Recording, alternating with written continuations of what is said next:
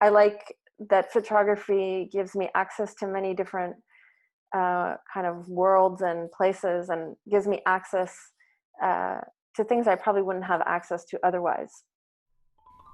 Ariel Tarr is a Montreal-based food photographer. She started out in fine arts, but when her grandmother gave her an old camera when she was in her first year of university, she got hooked. She started doing portraits and weddings and ended up doing on and off coordination contracts and working for an illustration agency for a couple years before assisting fashion and corporate photographers. Then, about 10 years ago, she got pregnant and figured the crazy hours as a fashion photographer's assistant would be too much while raising a young child. So, she started managing the studio of a fashion photographer instead.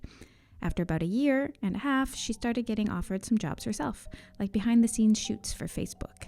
That led to jobs with magazines and documentary, and eventually she got up the courage to apply to the SAGE program, a nonprofit or entrepreneurship and mentorship program in Quebec that gives you an income while you get a business off the ground. She pitched a food photography business and started doing some research into the local food photography industry. Right away, she started getting offers for projects. Now she's 43 and has worked with corporate clients in everything from food packaging to the S2E24 magazine, the local liquor stores in Quebec. She's worked on more than 10 cookbooks, including Chef Marie-Fleur Saint-Pierre of Montreal restaurant Tapeo, and she and I even worked together on an article about a Quebec sugar shack for National Geographic Traveler UK. Then the pandemic came.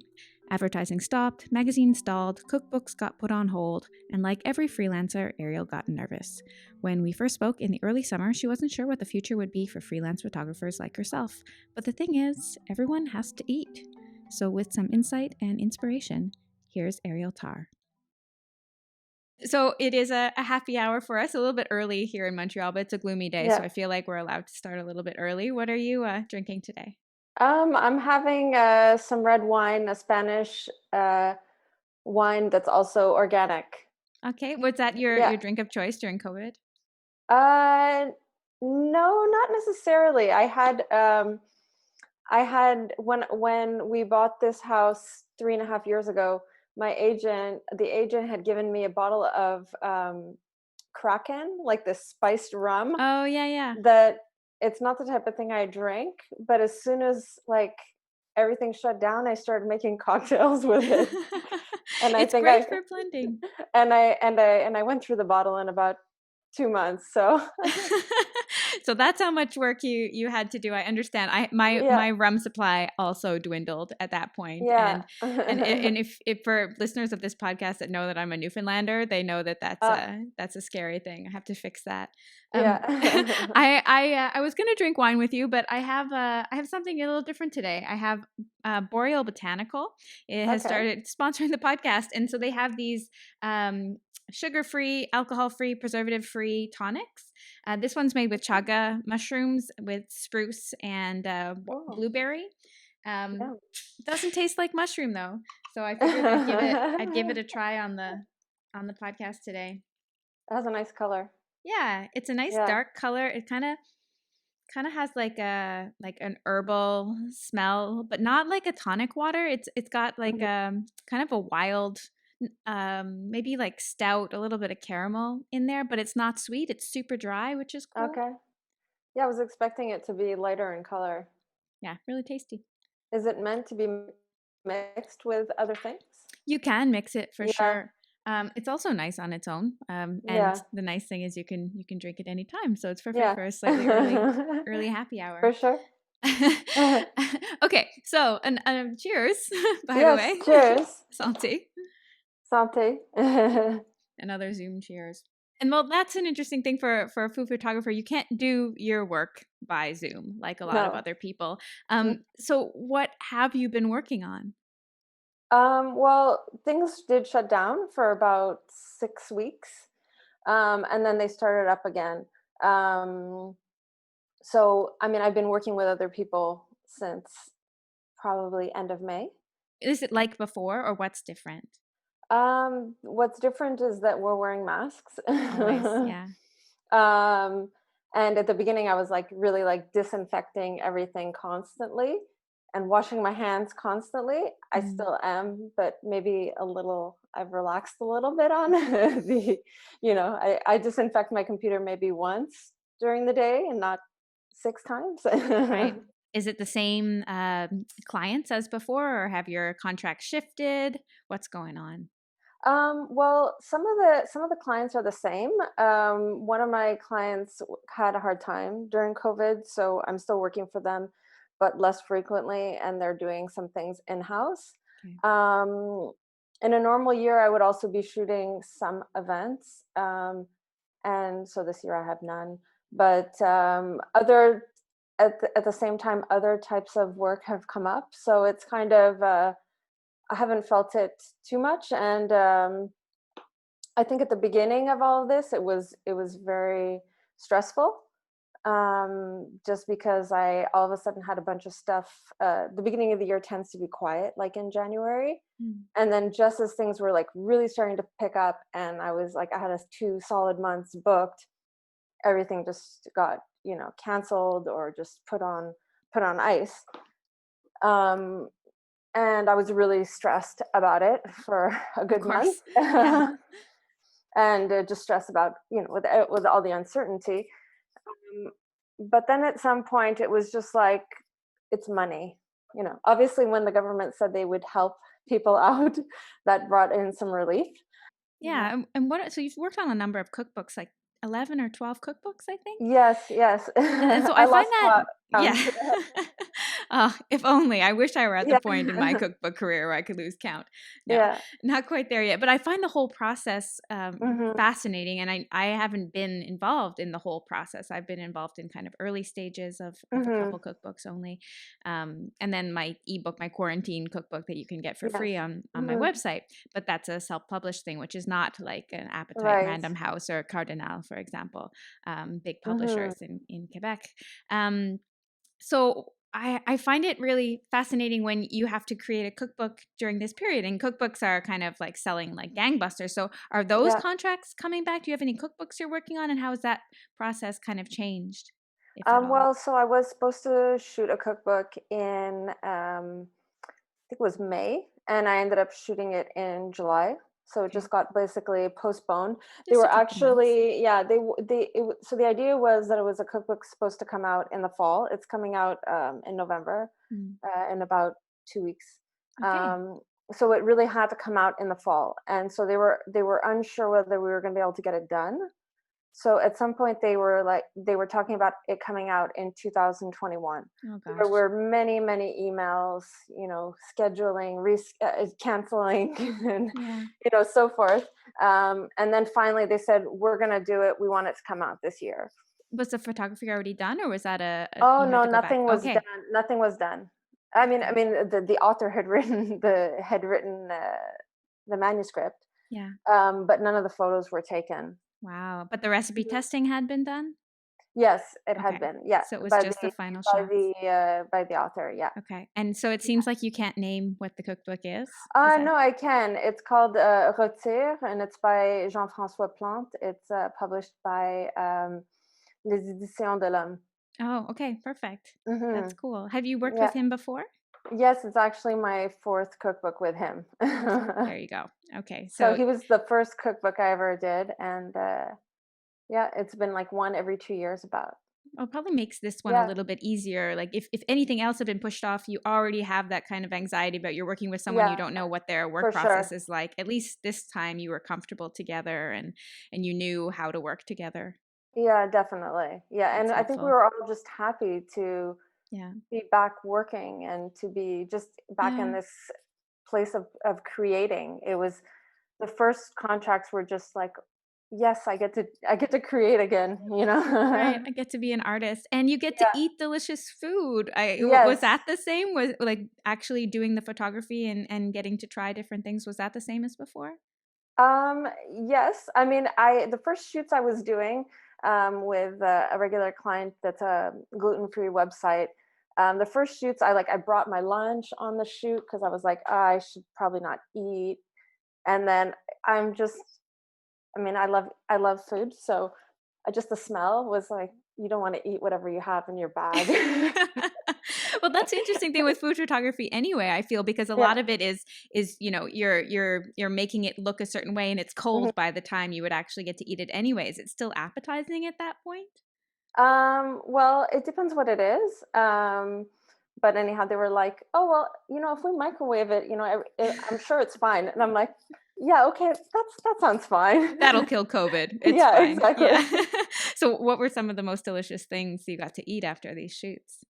I have a hard time remembering specifics because there's like really so many. This cookbook Rotier was a lot of meat. Mm. So when you kind of work on cookbooks where it's a theme, um, and it's not the case for everything, when it tends to be a lot of meat, at some point when you're doing 6, 7 photos of meat, you at some point you don't necessarily feel like eating it. You're like, maybe I'll have a salad today." Yeah. It's like, oh shoot, another beautiful roasted lamb. But it depends because it's not like served necessarily with vegetables and this and that. So you have It's like just the pieces of meat. meat. So you do that a couple days, but then you're Yeah. like, yeah, I think I need something a little more balanced if I want to like keep my energy up through this. And how do you make meat look appetizing when you're working with like a monotone color like that? Often when Hmm. the fat is kind of congealing, it's not the most appetizing thing. I mean, that's really like the food stylist or the chef's job. Okay. Um, Whenever you can add some kind of greens and herbs, it always helps a lot. Sometimes just adding just like salt and pepper just Mm. kind of adds a bit of texture. It's funny because this chef, I'm always like, are you gonna add some salt? Are you gonna add some pepper?" He's like, he's always Passive expecting. aggressive. Yeah, Little yeah, elbow yeah, suggestion there. exactly. And you're talking like Malden salt, like a thick salt that you could That actually that see. yes, yes, for sure. Okay. Yes, I love those. What do they call? I love reading the box where it's like pyramid shaped. They're like almost like jewels.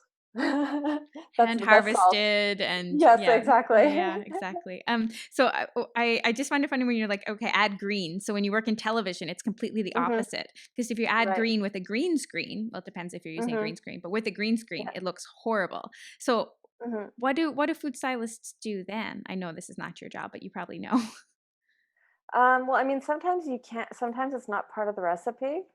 Definitely with meat, you want to have it. If it's starting to dry out, you need to humidify it. It's such a weird word, So like humidify. spray it or microwave it uh, or what? Sometimes water is usually better than oil, because then it can start to look kind of greasy. So that just catches the light so much better when Mm, it's not dried out. right. Um, and then, I mean, sometimes it's what you put around the meat, Yeah. whether it's an accompaniment like some vegetables or, the props you use that'll Okay. kind of beautify the image Right. And that when you're trying works to, yeah. that works the same way for magazines too, right? For the Hmm. photo shoots you're doing for Definitely. that.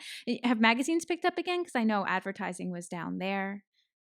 Well, I basically work with one company that's called Kao Media, and so I work with the gluten-free blog. We're doing our working on our eighth magazine.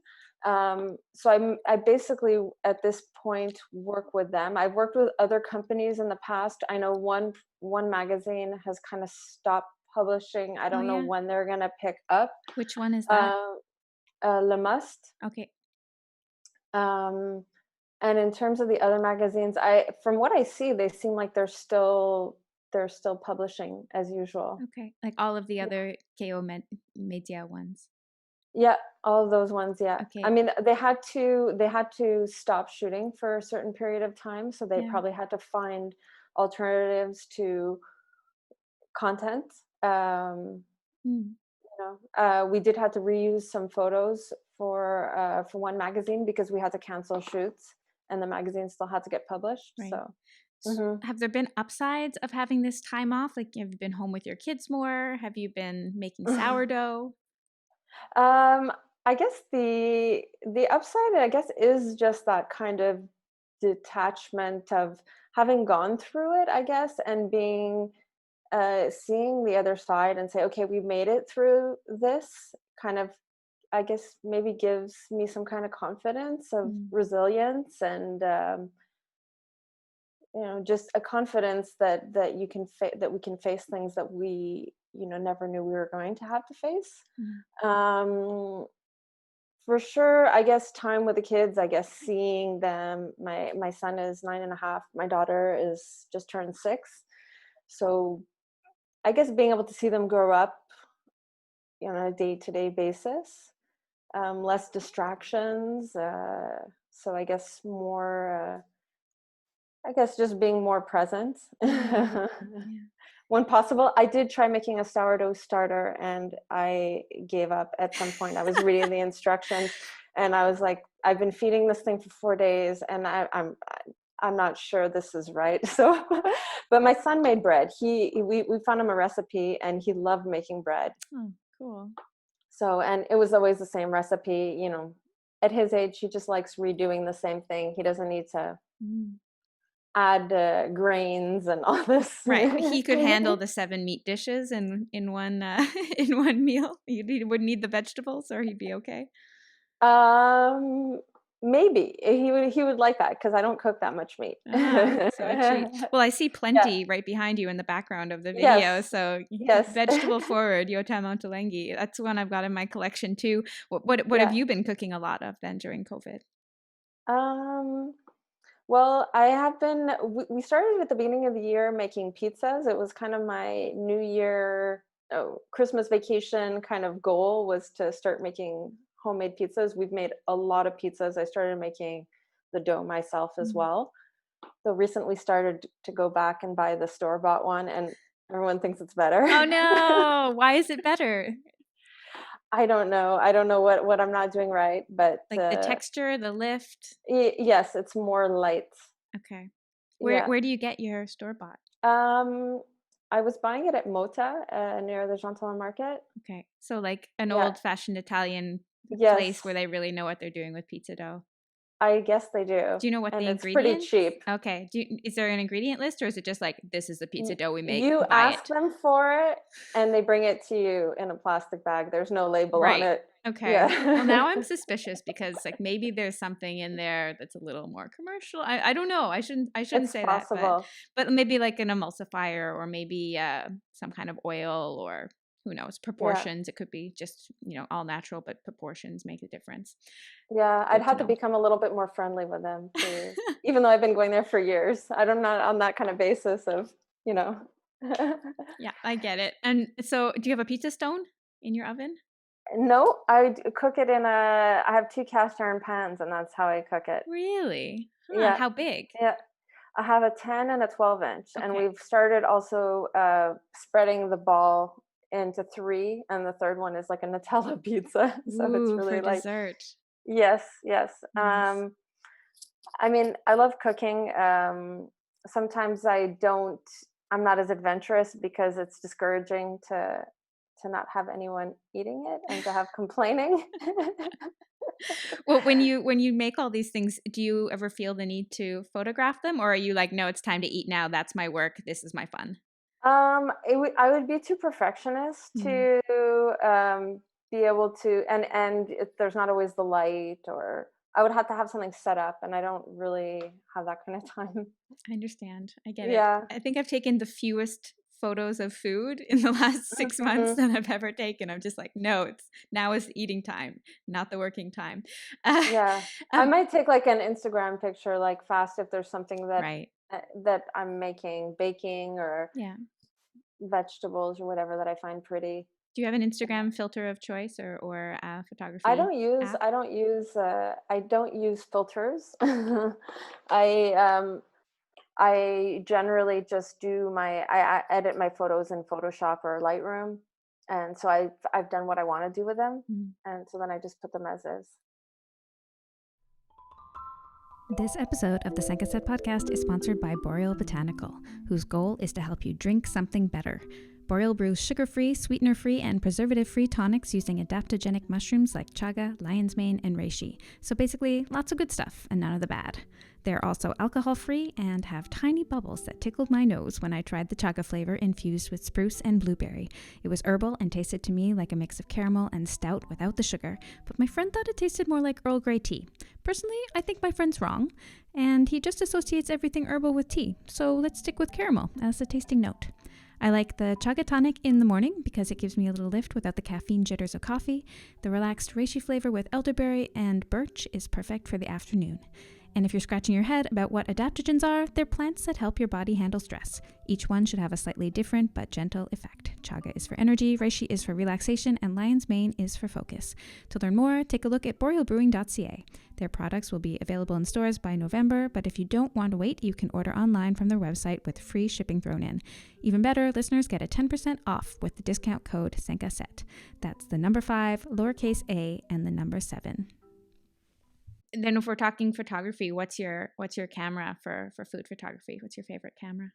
Well, I have two cameras. I have a Canon 5D Mark IV, and I also have a Canon ESR, which is a mirrorless. What do you like about those? Well, I like the Mark IV, like for the autofocus, and I like it for the low light. And I just became very comfortable using it. And then the other one I wanted to buy a mirrorless camera, and there's still some things that I'm trying to figure out. Such as? Well, it's just the other one is just my hands move on it and I know where to go. Okay. And I'm having issues getting that ease. I've only had it since May. Okay. So yeah. It's kind of comforting to know that even professional photographers have trouble figuring out their cameras. I actually really like that. And what about lenses? I have 50 millimeter, I have 100 millimeter, 85 millimeter, 35 millimeter, 40 millimeter. Well, and what works for what? Like, what's the ideal for like a close-up, like a beauty shot of a food?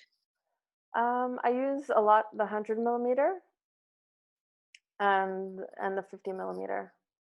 Okay. And I also have a 50. I've owned like 50 millimeter lenses.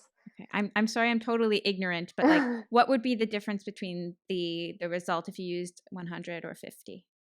Well, the 50 is like how your eye sees things, so it's not wide angle, and it's not telephoto. So the 100 millimeter will compress the background more. There's some really interesting things if you do a Google search of like have the same person taking a portrait with different lenses, and you'll see how it deforms the face. And even for portraits and for lifestyle, I really prefer like an 85 millimeter or 100 millimeter. I just find it's more flattering on people. And in photojournalism, you're going to have more like wide angle. Right now, it's very good to have an 85 or 100 millimeter because you can keep distance from people. Yeah, that's the key right now. So people that are used to shooting like right in there with like a wide angle lens, it's not the greatest with COVID. Yeah. I guess you're lucky when you're shooting food that you're not worried so much about breathing on the food. You'd be more worried about breathing on someone you're taking a portrait of. Yeah, true. I mean, I can keep a mask on, but they can't. So. Right.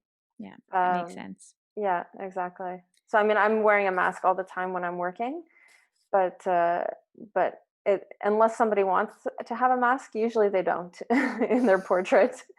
You had some photos ready to go for an exhibit this last March, so right when the shutdown first happened. March 26th, yes. And that was not food related. That was a solo exhibit. So can you tell me a little bit more about what was planned there and when we will get to see that? Yeah, so I had the idea to photograph evenings in different Montreal families. I wanted to show a diversity of families. So, you know, families, single parent families, families where there's kids from various relationship, same sex, multicultural, and so forth. And I was curious because the time, like the evening, was a time that I found really intense at home, like a lot of emotions. Everyone's tired. You're trying to get dinner going, and I was curious to see how other people were experiencing this time of day. I've always been interested in documentary photography. I guess it's my own personal interest. And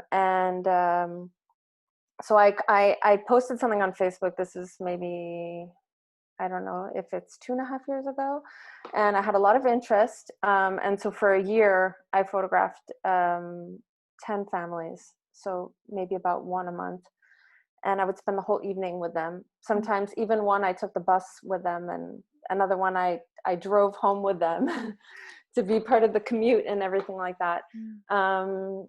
And so I had a series about 10 photos of each family. But not just food photos. It was, them in There action were and no food okay. photos, really. It was more like documenting The evening. meal prep, and then Okay. like when they're sitting down.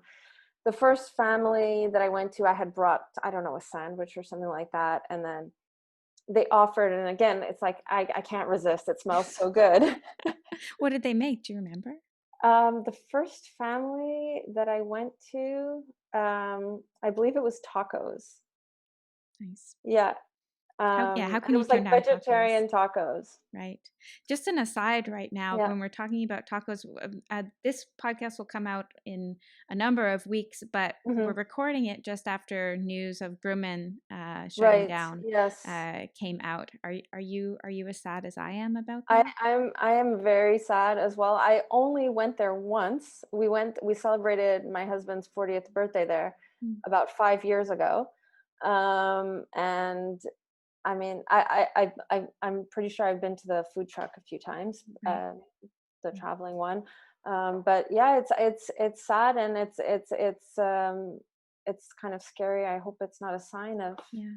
more to come. But Yeah. unfortunately, I mean, I don't know how all these restaurants are. It's a long haul to be having to still pay the bills and everything. Yeah, they're not coming back like food photography is coming back. And I want to finish talking about the exhibition first, and then I want to talk a little Hmm. bit more about corporate clients. Yeah. So when can people see this exhibit of the photos of families?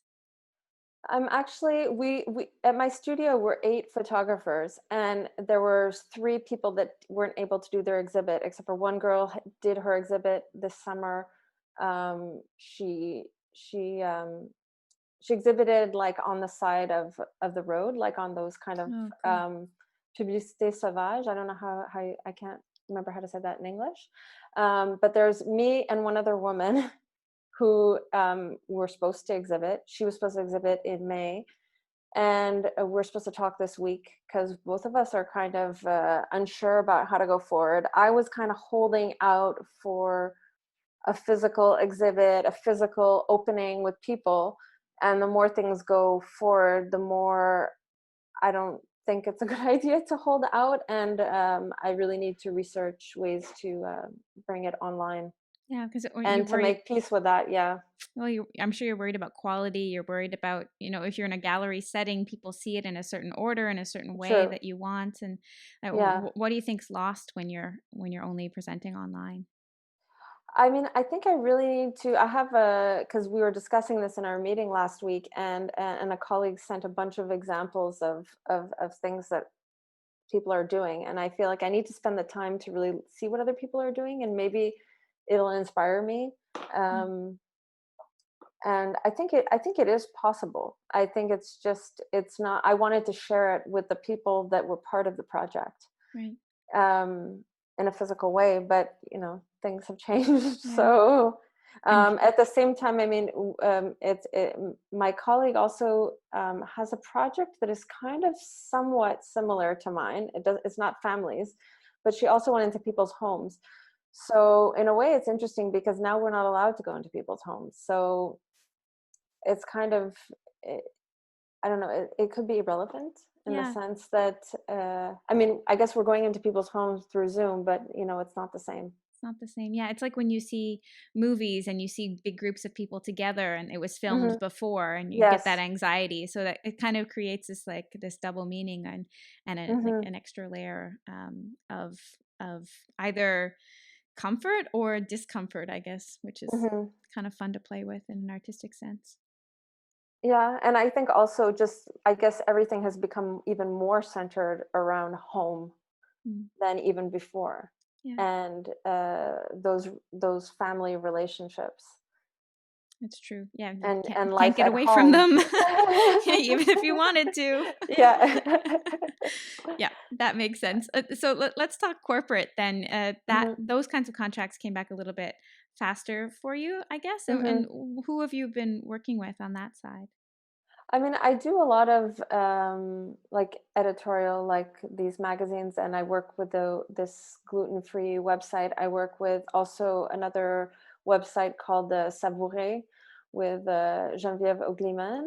Um, I've been working with a company that I've been working with for probably, I would say, 8 years, 8, 9 years, and I've been creating content for them, and they have partnerships with Metro, the grocery store, and some food producers. Okay. So yeah, Yeah, it seems like there's still money there. People are buying those things. yeah, exactly. Then I just have a couple lightning round questions for you. Yes. Um, we talked a little bit about favorite food things, but sweet or spicy? Spicy. Dream destination for a photo shoot? Hmm. Right now, I would like to go to Bali with this kind of weather that we're having outside, Yes, yes, I or get it. Indonesia or something like that. Yeah. Warm and Or tropical. Japan. Oh, that's very different. Okay. Yes. And favorite shoot you've ever done? I don't think I really have a favorite shoot per se. I worked on a cookbook. It was called Le Livre des Pique-Niques. And what was really cool about that cookbook is that we shot over 3 seasons. Well, we were supposed to shoot 4 seasons, but we had to kind of fake spring in summer. Mm. Um, but it brought me to travel outside of Montreal into the countryside and just shoot on location in all sorts of really amazing locations, like on the side of a lake, in this really beautiful chalet. Um, so I think I mean, it's partly I mean, there are contracts where you're like, wow, this is amazing. Mm. Sometimes for me, it's about also just create like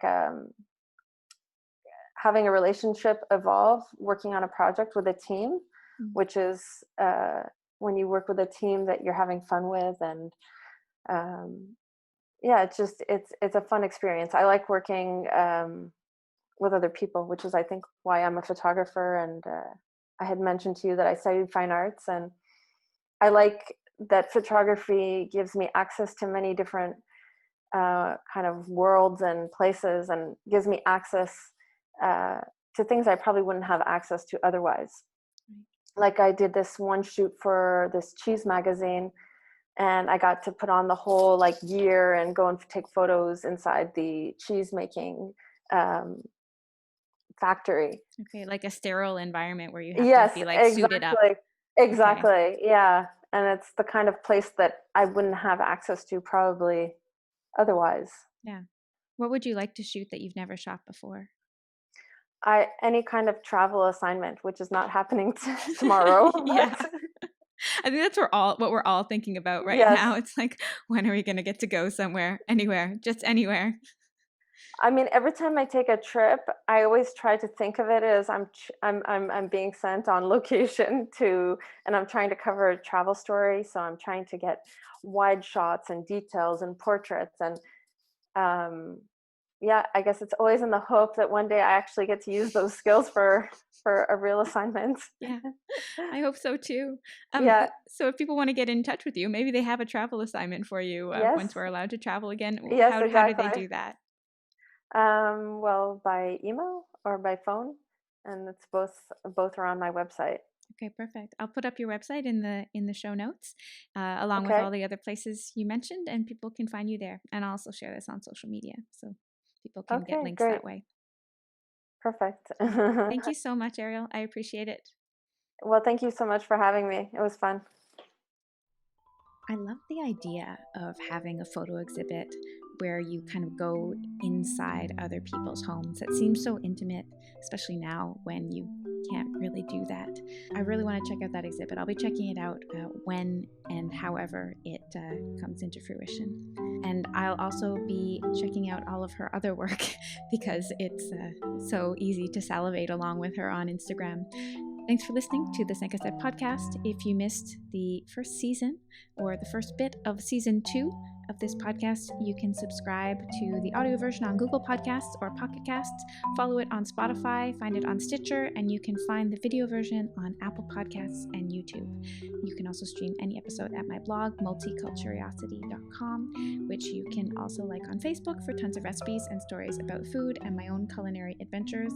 Please forgive me for the poor food photography that cannot match up to Ariel's. Don't judge me too harshly, and follow me on Instagram at Miss Watson, which is not only food, thankfully. Thankfully because of the photography, not thankfully because I don't want to see that much food. I always want to see more food.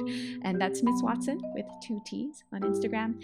For links for everywhere that Ariel and I mentioned on this episode, you can find them in the show notes wherever you got this podcast. And until next week, sip something delicious wherever you are.